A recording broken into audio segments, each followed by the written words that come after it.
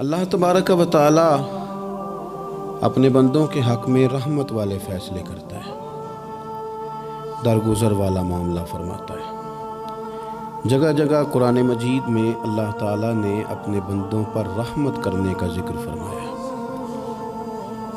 ان اللہ یغفر الذنوب جمیعا، فرمایا بے شک رب تمہارے سارے ہی گناہ معاف فرما دے گا، تم نا امید نہ ہونا، وہ معاف کر دے گا تمہیں۔ قرآن مجید میں فرمایا ان اللہ بالناس لرؤوف الرحیم، بے شک اللہ اپنے بندوں پر بڑا ہی مہربان اور نہایت ہی رحم کرنے والا، رؤوف اور رحیم ہے، بڑا مہربان ہے، کرم فرماتا ہے۔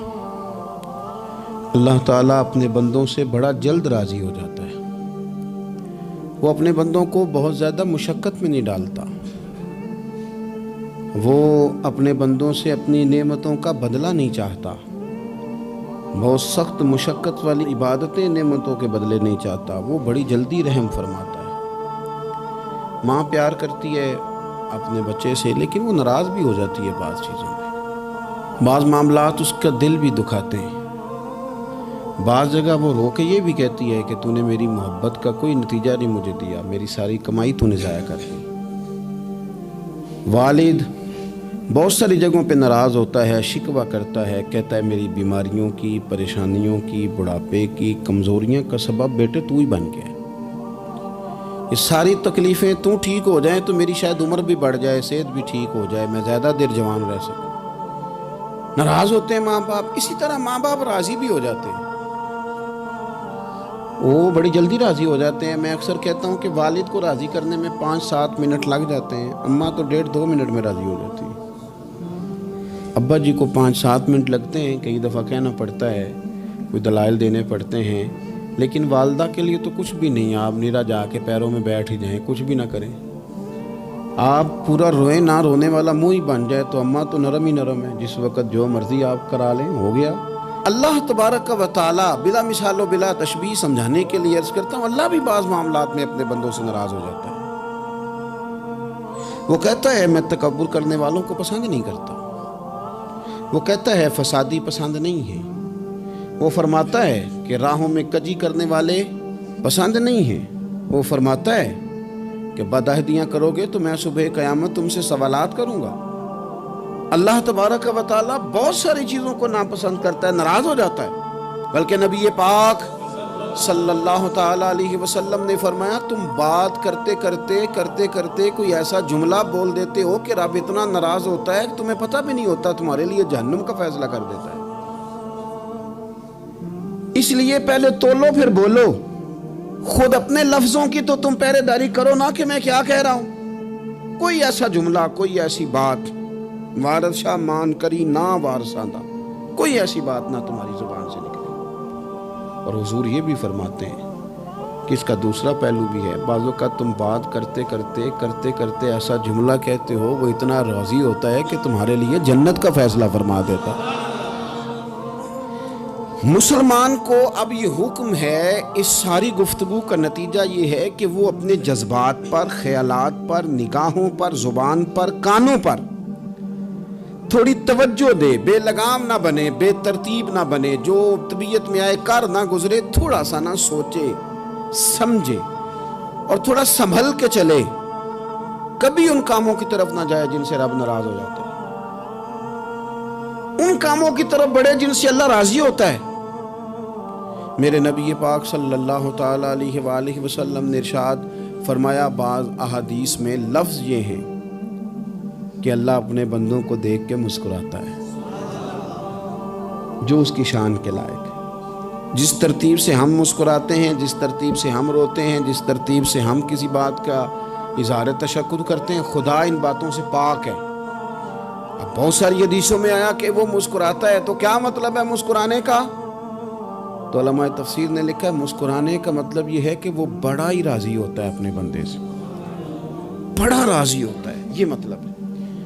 ایک تو مسکرانے کا مطلب یہ کہ وہ بڑا راضی ہو گیا، وہ مسکرا دیا اپنے بندے پہ، اور ایک اس کا معنی خود نبی پاک صلی اللہ تعالیٰ علیہ وسلم نے بیان فرمایا، مسند امام احمد بن حنبل میں حدیث ہے، حضور سید عالم علیہ السلام سے صحابہ نے پوچھا، یا رسول اللہ شہید تو بڑے لوگ ہوتے ہیں، شہیدوں میں افضل کون ہے؟ تو اللہ کے حبیب علیہ السلام فرمانے لگے، وہ والا بندہ جو ڈٹ گیا تھا کافروں کے مقابلے میں، وہ ہلا نہیں، پوری طرح ڈٹ کے جو لڑا وہ شہداء میں افضل ہے۔ حضور فرماتے ہیں وہ جنت کے بالا خانوں میں سیر کرے گا اور رب اسے دیکھ کے مسکرائے گا،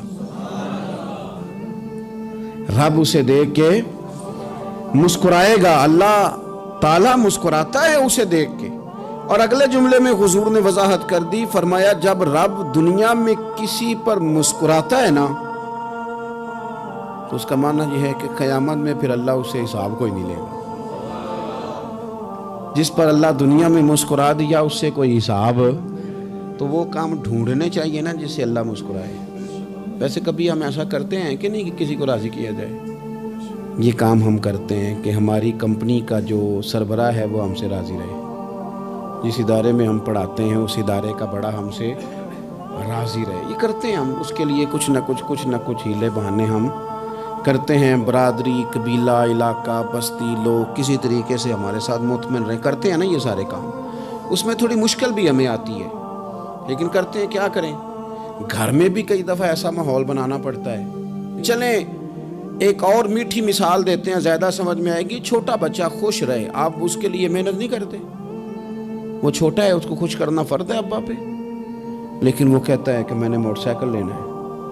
چھوٹا ہے، چلا ہی نہیں پائے گا، تو ابا پھر اسے راضی کرتا ہے، کہتا ہے بیٹے چھوٹا سائیکل لے لے، چل میں تجھے اڑانے والا جہاز لے دیتا ہوں۔ مقصود کیا ہے کہ اس کو ناراض نہیں کرنا، یہ روئے نہ، اس کا دل نہ ٹوٹے۔ ہو یارو سنو نا میں کیا کہہ رہا ہوں، اگر چھوٹے بچے کے لیے وہ چیزیں ڈھونڈتے ہو، میرے ابا جی نا اپنے نواسے کے لیے کھلونا لے کے آئے تو بچہ بڑا ہی کھیلا، تو ابا جی کہنے لگے لو پیسے پورے ہو گئے میرے۔ بچے کو پسند بڑا ہے نا، پیسے پورے کر چھڑے نے، دیکھو نا جی کتنا اس کو راضی ہوا ہے۔ تو انسان کیا کرتا ہے کہ کوشش کرتا ہے، چھوٹا بچہ بھی ناراض نہ ہو تو وہ چیزیں وہ ڈھونڈتا ہے کہ اس کو کیا پسند ہے، چاکلیٹ لے جاؤں، فلاں چیز لے جاؤں، آئس کریم لے جاؤں۔ تو ایک بچے کے لیے، گھر کے لیے، سربراہ کے لیے اتنی محنت کرتے ہو، تو وہ کام بھی ہمیں ڈھونڈ کے تلاش کرنے چاہیے نا جس سے رب راضی ہوتا ہے، اللہ راضی ہوتا ہے۔ بتاؤں وہ کون کون سے کام ہیں؟ نبی کریم صلی اللہ تعالیٰ علیہ وسلم نے ارشاد فرمایا 3 لوگ ہیں جنہیں دیکھ کے رب مسکراتا ہے۔ یا رسول اللہ صلی اللہ علیہ وسلم وہ کون کون سے؟ تو محبوب فرمانے لگے، ایک وہ بندہ ساری مخلوق سوئی ہے، آدھی رات ہے، رات کا پچھلا پہر ہے، اس نے اٹھ کے وضو کر لیا، مصلی پہ کھڑا ہو گیا خدا کی یاد میں، فرمایا اسے دیکھ کے رب مسکراتا ہے جو اس کی شان کے لائق ہے۔ مسکراتا ہے اللہ۔ یہ تو سونے کا ٹائم تھا، یہ تو گہری نیند آنے کا وقت تھا، رات کا پچھلا پہر۔ رات پوے تے بے درداں نو نیند پیاری آوے، تے درد منداں نو یاد سجن دی ستیاں وی آن جگاوے۔ اور ساون کی کالی راتوں میں جب بوندا باندی ہوتی ہے، وہ راتوں کو اٹھ اٹھ روتے ہیں جب خلقت ساری سوتی ہے، اللہ مسکراتا ہے۔ اور سننا میرے بھائی، میرے نبی پاک صلی اللہ تعالیٰ علیہ وسلم فرماتے ہیں جب مسلمان نماز کے لیے صفیں بناتے ہیں نا، ترتیب لگ رہی ہوتی ہے، اب اللہ کی بارگاہ میں کھڑے ہوں گے، قیام کریں گے، رکوع کریں گے، سجود کریں گے، فرمایا جب مومن صفیں بناتے ہیں تو رب دیکھ کے مسکراتا ہے، مسکراتا ہے۔ کمال ہو گئے عروج بندگی کا، جب بندے کو دیکھ کے رب مسکرائے۔ خدا بندے سے خود پوچھے بتا تیری رضا کیا ہے، مسکراتا ہے۔ اور میرے نبی پاک علیہ السلام فرماتے ہیں جب مجاہد جہاد کے لیے صفیں سیدھی کرتے ہیں، آج تو یہ رب کے نام پہ مرنے ہی آ گئے، یہ صفوں میں کھڑے ہوں گے، ترتیب سے لڑیں گے، ترتیب سے گلا کاٹیں گے کافروں کا یا شہادت لیں گے۔ فرمایا جب جہاد کے لوگ صفیں بناتے ہیں تو رب انہیں دیکھ کے مسکراتا ہے۔ کتنے نصیبوں والا وہ بندہ ہے جسے دیکھ کے مسکرا دیا۔ او یار کبھی تیرا بیٹا تیرے سامنے مسکرائے نا چھوٹا، تو تیرا دل باغ باغ ہو جاتا ہے۔ تیری ماں بیمار کسی ایک دن صحیح طرح ہنس پڑے تو طبیعت خوش ہو جاتی۔ مجھے بتاؤ نا جس کا رب بھی اسے دیکھ کے ہنس پڑے، جو اس کی شان کے لائق ہے، کیا اس بندے کے نصیبیں ہیں، کیا اس کے مقدر ہیں۔ آپ اس مقام پر اپنے آپ کو لائیں. اب دیکھیں نا یہ حدیث آپ نے سن لی, اب ہم نے نا اس طرح صفحے نہیں بنانے جس طرح ساری دنیا, اب ذرا صفحے بھی شوق سے بنائیں گے. آپ ذرا تھوڑا سا شوق پیدا کریں گے, بھئی یہ تو میں وہ کام کرنے لگا ہوں جسے دیکھ کے رب مسکراتا ہے. نبی پاک صلی اللہ علیہ وسلم نے فرمایا جب کوئی بندہ توبہ کرتا ہے نا, ہم توبہ کا رٹا لگاتے ہیں, یا اللہ میری توبہ, یا اللہ. اور توبہ کا تو مطلب یہ ہے کہ پچھلے گناہوں سے پکی توبہ, آج کے بعد یہ غلطی نہ کرنے کا پکا وعدہ. تو نے ساری شب برات رو کے گزاری ہے, بتا سویرے جھوٹ جوڑنے کا ارادہ ہے تیرا, آج کے بعد رشوت تو نہیں نہ لے گا, ملاوٹ تو نہیں نہ کرے گا, یہ توبہ ہے. اور اگر سارے کام اسی طرح کرنے تو پھر یہ توبہ کا رٹا ہے, جتنا مرضی لگاؤ. حضرت علی بن ربیعہ رضی اللہ تعالیٰ عنہ فرماتے ہیں میں مولا علی کے ساتھ تھا, مقام حرہ کی طرف جا رہے تھے, حضرت علی نے ہاتھ اٹھا کے دعا مانگی ہماری تعلیم کے لیے, ورنہ حضرت علی ہم صحابہ کو محفوظ عن الخطا تو مانتے ہیں نا. ہاتھ اٹھا کے کہا اے اللہ ہمارے گناہ بخش دے, تیرے علاوہ کوئی معاف کرنے والا نہیں.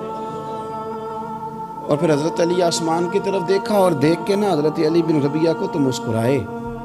حضرت علی بن ربیعہ کہنے لگے حضور مسکرائے کیوں ہو؟ فرمانے لگے ایک دن میں حضور کے ساتھ اسی طرح آیا تھا, اسی طرح حضور نے دعا فرمائی تھی ہماری تعلیم کے لیے, اور پھر حضور مجھے دیکھ کے مسکرائے تھے اور فرمایا جب کوئی بندہ رب کی بارگاہ میں اس طرح استغفار کرتا ہے تو رب مسکراتا ہے, اور مسکرا کے فرماتا دیکھ لو میرے بندوں کو پتا ہے کہ میرے علاوہ معاف کرنے والا کوئی نہیں, انہیں پتا ہے. تم اس کی بارگاہ میں رجوع تو لاؤ, آؤ تو صحیح دو آنسو لے کر. اقبال کہتے ہیں کہ موتی سمجھ کے شان کریمی نے چن لیا, قطرے تو گرے میرے ار کے انفال کے. دو میں نے آنسو بہائے تھے تو اس کے کرم نے تو موتی سمجھ کے چن لیے. سنو نا حضور اس استغفار کو, اللہ کو یار رات کو توبہ کر کے سونا چاہیے ہمیں. کچھ غلطیاں ہم کرنا نہیں چاہتے پر ہم سے ہو جاتی ہیں, کچھ دل ہم توڑنا نہیں چاہتے پر وہ ٹوٹ جاتے ہیں, ہماری مجبوری ہوتی ہے ٹوٹ جاتے ہیں.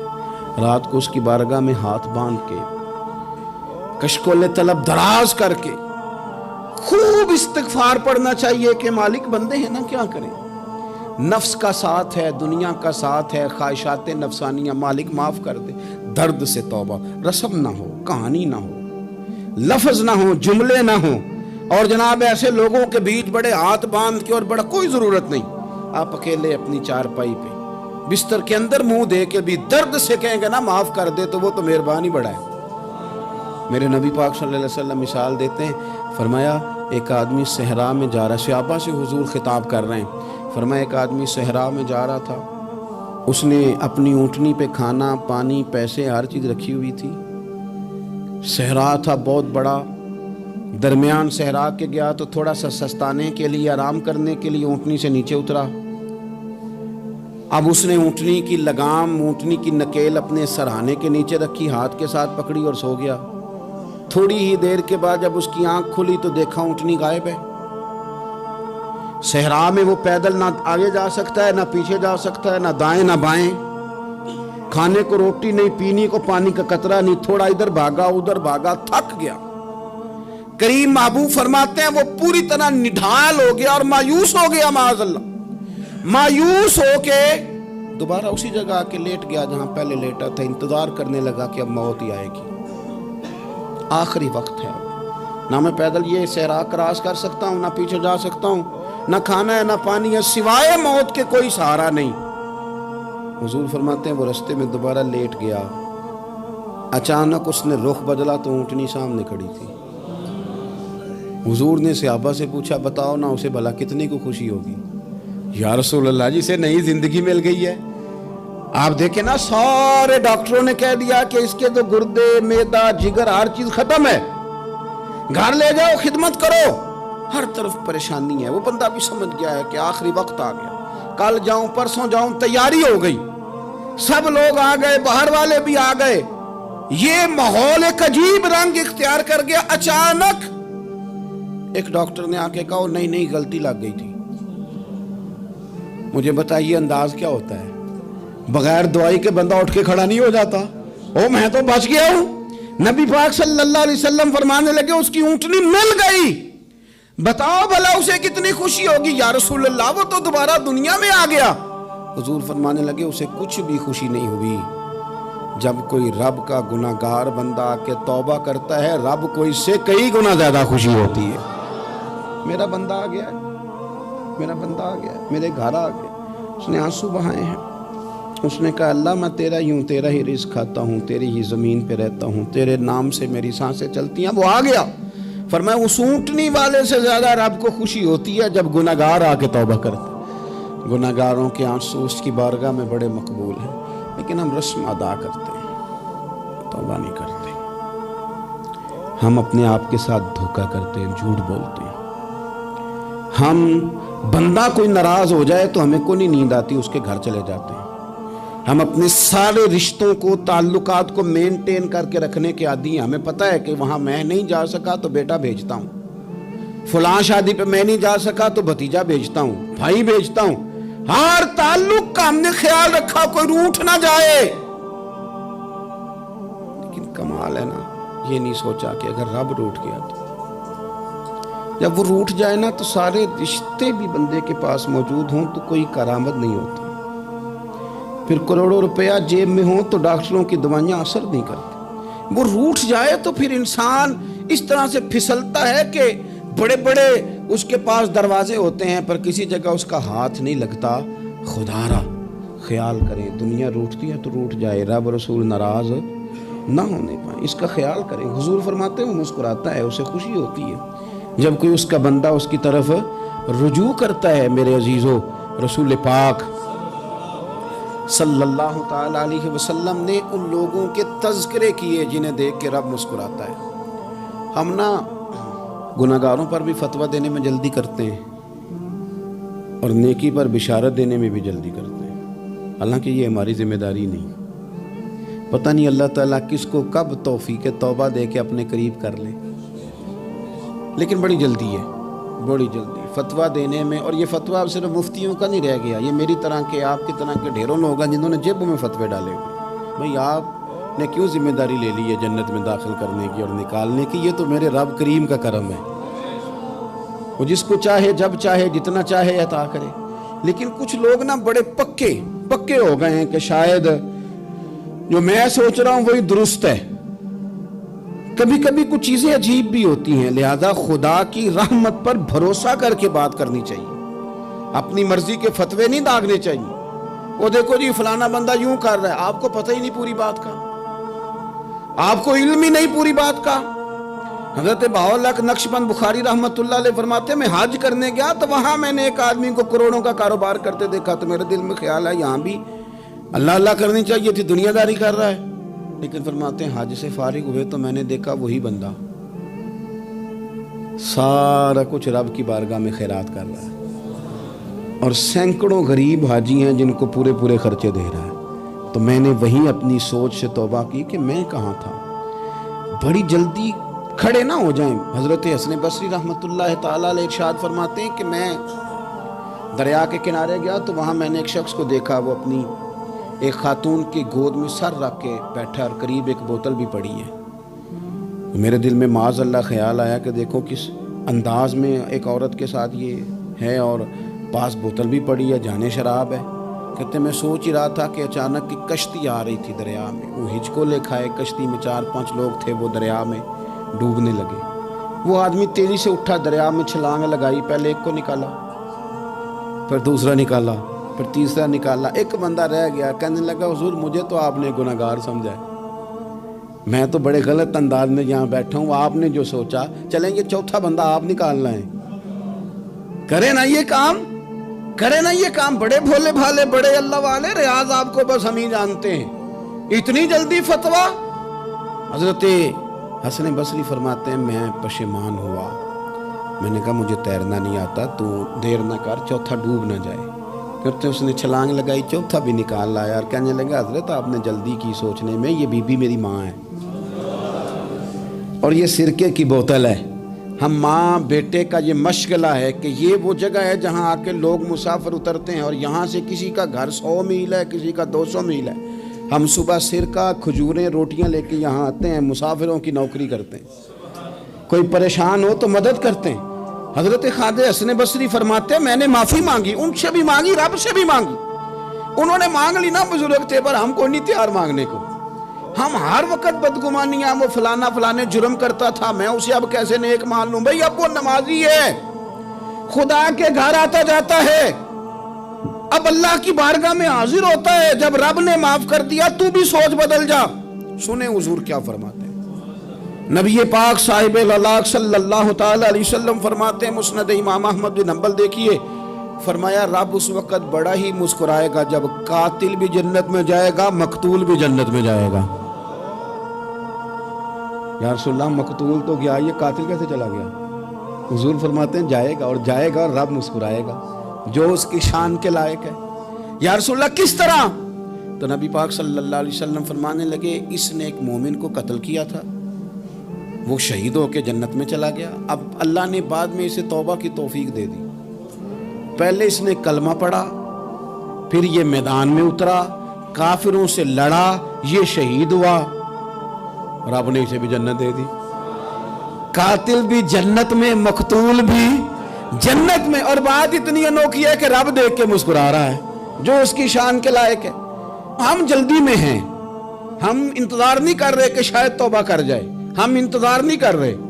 لیکن میرے عزیز اتنی جلدی نہ کریں. سوچوں کا صاف ہونا، ذہنوں کا پاک ہونا، اور لوگوں کے بارے میں گمان کا اچھا ہونا. آپ کسی نفسیات کے ڈاکٹر کے پاس چلے جائیں، اسے کہیں ٹینشن بڑی ہے، میں ان کے مضامین پڑھتا رہتا ہوں، وہ سب سے پہلا سبق آپ کو یہ پڑھائیں گے کہ اچھا سوچا کریں. اچھا سوچنے سے بندہ تندرست رہتا ہے. کس سے بندہ تندرست رہتا ہے؟ ہیں جی واقعی. یعنی اس والے پڑوسی کے بارے میں بھی اچھا سوچنا ہے گھر میں، اس والے کے بارے میں بھی، چھوٹے بھائی کے بارے میں بھی اچھا سوچنا ہے، اور بڑے کے بارے میں بھی اچھا ہی سوچنا ہے. یعنی اپنی برادری قبیلے کے بارے میں بھی اچھا سوچیں، جو قبیلے کا نہیں اس کے بارے میں بھی چلیں تھوڑا سا اچھا سوچ لیں. اپنے بارے میں تو اچھا سوچا ہے بڑا. میں کہتا ہوں کہ ہم اپنی غلطیوں سمیت اپنے آپ سے بڑا پیار کرتے ہیں، اور دوسرے کی ایک غلطی نظر آ جائے تو ہمیں گھن آنے لگ جاتی ہے. آپ جلدی نہ کریں. مالک نے موقع دیا ہے بندوں کو، نہ وہ کسی کا رزق چھین رہا ہے، نہ سانسیں چھین رہا ہے، وہ اپنی زمین پہ چلنے بھی دے رہا ہے، رہنے بھی دے رہا ہے. تو جب اس نے موقع دیا ہے آپ بھی تھوڑا موقع دیں. اللہ بڑا کریم ہے، دروازے کھولے گا، اس کے بندے اس کی بارگاہ تک پہنچیں گے. بدگمانیاں اور پھر بدگمانیوں کا عروج، اور اس لیول تک جا کے بات کر دینا ہے کہ جہاں سے خوف آئے کہ یار یہ بات نہیں کرنی چاہیے. رسول کائنات سرور دو عالم صلی اللہ تعالی علیہ وسلم فرماتے کہ اللہ مسکراتا ہے. دیکھو ہمارے ہاں نا ایک اور بھی مسئلہ بن گیا ہے. میں نے کچھ لوگوں کو نا پکا، میرے پیارے ہیں، محبت ہے مجھے، تو میں چونکہ آپ میری کلاس ہیں، میں مشاہداتی اور تجرباتی باتیں بھی کر لیتا ہوں، اسی کی روشنی میں کئی دفعہ گفتگو بھی تیار کرتا ہوں. کچھ لوگوں نے نا پکا ذہن بنا لیا یہ کہنے کا کہ ہاتھ بڑا تنگ ہے. پکا آپ جس وقت پوچھ لیں ان کا ہاتھ اور بڑا ہی زیادہ تنگ ہے. آپ یقین کریں، بہن کا جو خامند ہے وہ کہہ رہا ہے جا حصہ لے کے آ، تیرے بھائیوں کی کمائی تو نہیں، تیرے ابا کی ہے، لے کے آ. وہ بیچاری اس کی منتیں کر رہی ہے، کہتی ہے اگر جاؤں گی نا تو وہ کہیں گے حصہ لے جا، آج کے بعد ہمارے گھر نہ، میرا دروازہ نہ بند کرو، مہربانی کرو. اور بھائی سے بات کرتی ہے تو کہتا ہے ہاتھ ہی بڑا تنگ ہے، جب ٹھیک ہوگا تو دے دوں گا. نہ کریں یہ ظلم. ہمارے اپنے تڑپتے رہتے ہیں اور ہماری دولتیں اندر پڑی رہتی ہیں. ہمارے اپنے چھوٹی چھوٹی ضروریات کے لیے پریشان ہوتے ہیں، لیکن ہم بڑے بڑے بہانے ہیں ہمارے پاس. کہتے ہیں یہ نکما ہے، یہ نکھٹو ہے، یہ کام نہیں کرتا، اس میں فلانا ہے، بے فلانا ہے، بلہذا میں نے نہیں ساتھ چلنا. اظہار جب آپ کے اندر پیدا ہوتا ہے نا، اظہار جب کسی کے لیے آپ حساس ہوتے ہیں تو آپ کو بھی سرور حاصل ہوتا ہے. نہ کریں یہ کام کہ آپ کو اللہ نے وسعت دی ہے اور ہر وقت آپ ہاتھ تانگ ہونے کا رونا رو رہے ہیں، ہر وقت آپ یہ کہہ رہے ہیں میں بڑی آزمائش میں ہوں، جب خدا نے آپ پہ نہیں ڈالی. تو اتنے جھوٹ بولنا صرف اس لیے کہ میرے پیسے بچ جائیں، صرف اس لیے کہانی سنانا کہ حالات میرے بڑے خراب ہیں کہ کوئی بندہ میرے سے کوئی تھوڑا بہت قرض نہ مانگ لے. سنو، نبی پاک صلی اللہ علیہ وسلم کے پاس مہمان آ گیا، بخاری مسلم ہے. حضور نے ازواج مطہرات کے گھروں میں پیغام بھیجا، کچھ چیز ہے ضیافت کے لیے؟ یا رسول اللہ کچھ بھی نہیں، یہ دو جہاں کے شاہ ہیں اور پاس کچھ رکھتے نہیں، دو جہاں کی نعمتیں ہیں ان کے خالی ہاتھ میں. یا رسول اللہ کوئی چیز بھی نہیں. حضور نے صحابہ کے مجمع پہ نظر ڈالی، یا رسول اللہ صلی اللہ علیہ وسلم حکم ہو، تو حضور فرمانے لگے تم میں سے کوئی بندہ ہے جو اسے گھر لے جائے روٹی کھلائے؟ ایک صحابی اٹھے فوراً، حضور میں لے کے جاتا ہوں کھانا کھلاتا ہوں۔ فرماتے ہیں میرے گھر میں صرف بچوں کا کھانا تھا، یہ نہیں کہ فریزر بھرا ہوا ہے نعمتوں سے، صرف بچوں کا کھانا، یہ نہیں کہ کسی کو دیکھ کے اپنی ہنڈیا پہ برتن دے لیا، صرف بچوں کا کھانا۔ کہتے ہیں گھر گیا، بیوی سے کہا کیا کیفیت ہے؟ کہنے لگی بچوں کی روٹی ہے۔ میں نے کہا بچے سلا دے، صبح ناشتہ کر لیں گے۔ تو کہنے لگی آپ کیا کھائیں گے؟ تو میں نے کہا نہ میں کھاؤں گا نہ تو کھائے گی، مہمان جو نبی پاک کا ہے۔ کہا اچھا، اب ذرا تجویز دیکھو میاں بیوی کی سوجھی آپس میں۔ کہتے ہیں کھانا لگا دینا، کیونکہ ایک آدھ بندے کا کھانا ہے۔ اپنی غربتوں کا ہر جگہ اظہار کرنا، رونا رونا، یہ دیکھو غربت کیسے چھپائی جا رہی۔ اس کو کہا نہیں کہ چل تو تھوڑا رحم کھا، تو آیا ہے تو تھوڑا رحم کھا، یہ نہیں کہا اٹھ کے نا تو کھانا رکھنا اور اٹھ کے نا چراغ ٹھیک کرنے کے بہانے بجھا دینا۔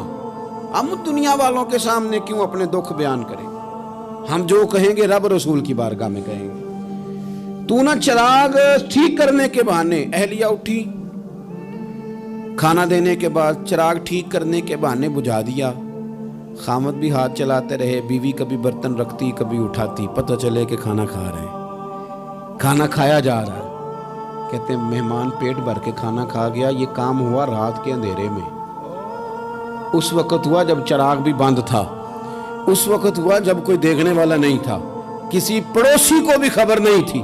فرماتے ہیں صبح کے اجالے میں اس مہمان کو لے کے مسجد نبوی میں نے قدم رکھا تو نبی کریم نے فرمایا رات جو تم نے کام کیا ہے نا، اسے دیکھ کے میرا رب بڑا مسکرایا ہے، اللہ بڑا مسکرایا ہے۔ اللہ تر دامنی پہ شیخ ہماری نہ جائیے، ہم دامن نہ چھوڑ دیں تو فرشتے وضو کریں۔ یہ شان ہے صحابہ کی۔ نبی کریم علیہ السلام نے فرمایا رب رات مسکرایا تیرا یہ انداز دیکھ کے، اور اس نے قرآن نازل کیا وَيُؤْثِرُونَ عَلَىٰ أَنفُسِهِمْ وَلَوْ كَانَ بِهِمْ خَصَاصَةٌ۔ کچھ لوگ وہ ہیں جنہیں بڑی بھی ضرورت ہو تو دوسروں پر اثار کر دیتے ہیں، قربانی دے دیتے ہیں۔ رب مسکرایا ہے، اندر پیسے رکھے ہوئے ہیں، اندر پیسے رکھے ہوئے ہیں، اور بہن آ کے منت کر رہی ہے کہ بھائی حالات بڑے خراب ہیں، تھوڑی سی مہربانی کر۔ تو کہتے ہیں بہن پردہ ہی ہے بس، کیسے بتاؤں تجھے حالات، تجھے کیا بتاؤں کام کتنی مشکل سے چلتا ہے، یہ پردہ یہ بس۔ بہرحال اگر تو نے کہا ہے نا 50,000 تو میں زیادہ نہیں، کوئی 20 کو دے دوں گا تجھے، وہ بھی خاصی نیکی کر کے، وہ بھی بتا سکھا کے۔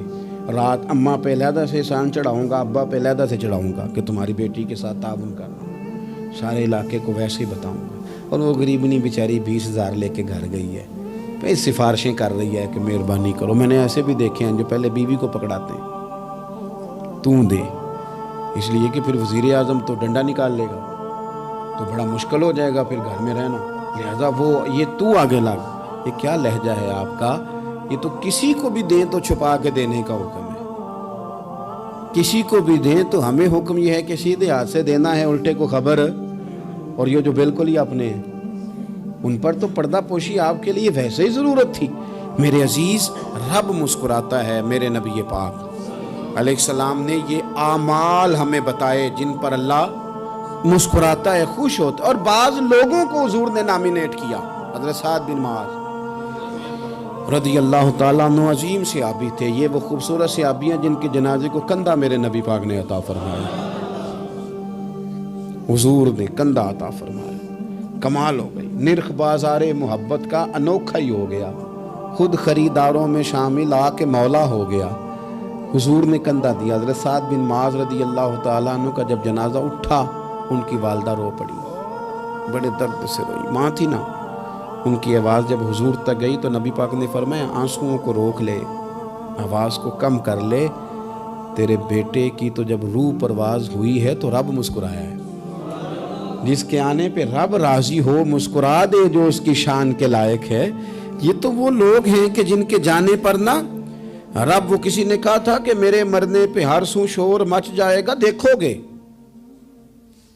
میرے مرنے پہ ہر سو شور تمہیں پتہ چل جائے گا جب ہم جائیں گے، میرے مرنے پہ ہر سو شور مچ جائے گا دیکھو گے، اور کہنے الوداع سرکار خود تشریف لائیں گے۔ اور درویش کہنے لگے بعد مرندے مکھڑا میرا ہو جاوے جے تازہ، پھر سمجھ لینا محبوب میرے نے آن پڑے ہے جنازہ، اور عاشق کا جنازہ ہے ذرا دھوم سے نکلے اور محبوب کی گلیوں سے ذرا گھوم کے نکلے۔ فرمایا کہ ان کے تو جانے پہ رب کریم، اور حضور نے ایک دعا بھی دی۔ حضرت ابو طلحہ، حضرت طلحہ رضی اللہ تعالیٰ عنہ صحابی تھے، ان کا وصال ہو گیا تو حضور نے دعا بھی دی۔ فرمایا یا اللہ جب میرا طلحہ آئے نا تو اس سے مسکرا کے بات کرنا، یہ تجھ سے مسکرا کے بات کرے جو تیری شان کے لائق ہے۔ تو اللہ تعالیٰ غائب درجے راضی ہوتا ہے۔ ایک دفعہ پھر بات دہراتا ہوں، جو میدان میں ڈٹ کے شہید ہو رب اسے دیکھ کے مسکراتا ہے۔